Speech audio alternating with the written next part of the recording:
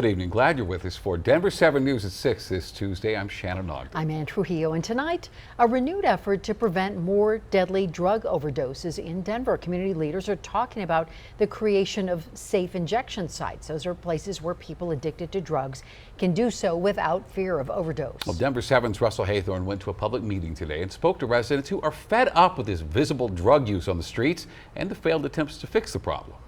At Bar 404 on South Broadway, Gives them a bowl of water. business owners voice concerns about crime, homelessness, and the possibility of a safe injection site coming to the area. I think everybody on both sides is kind of in agreement that whatever the status quo has been isn't working. Luke Johnson is the president of the Broadway Merchants Association. He and others are fed up with the status quo and rampant drug use. And I honestly don't understand why it's just so blatantly in the open these days. We have a lot of the same issues that we had a couple years ago despite enormous amounts of money. The city of Denver passed an ordinance in 2018 paving the way for safe injection sites, but the state of Colorado has yet to legalize them. Here's the thing, nobody's ever died in one of these places, and the same cannot be said for Starbucks, Civic Center, Broadway. We are in the worst overdose crisis we've ever been in. It's a fentanyl overdose crisis and a polydrug overdose crisis. Lisa Rayville is the executive director of the Harm Reduction Center at 8th and Lincoln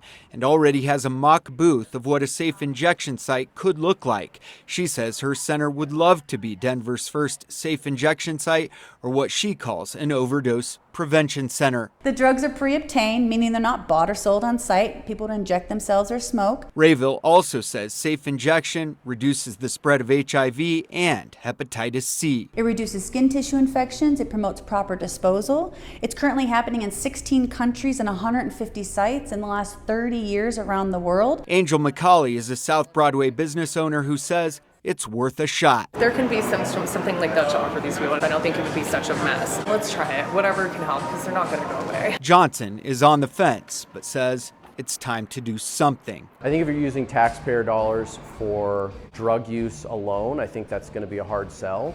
But I think if you're talking about rehabilitating people, I think that's a different conversation. Russell Haythorne, Denver 7. Now, the safe injection sites creation is dependent on state lawmakers' approval. And one such bill did pass the House, but died in the Senate last session and is likely to be taken up again in the future. And digging deeper now, Denver Mayor Mike Johnston previously voiced his opposition to safe injection sites while campaigning, saying it's not the most immediate need for a drug use response. Now, Johnston said, quote, "I do not think there is real evidence to show that it is effective at getting people access to treatment or getting them clean." Johnston instead is focusing on housing in hopes that would encourage people with addiction issues to seek treatment.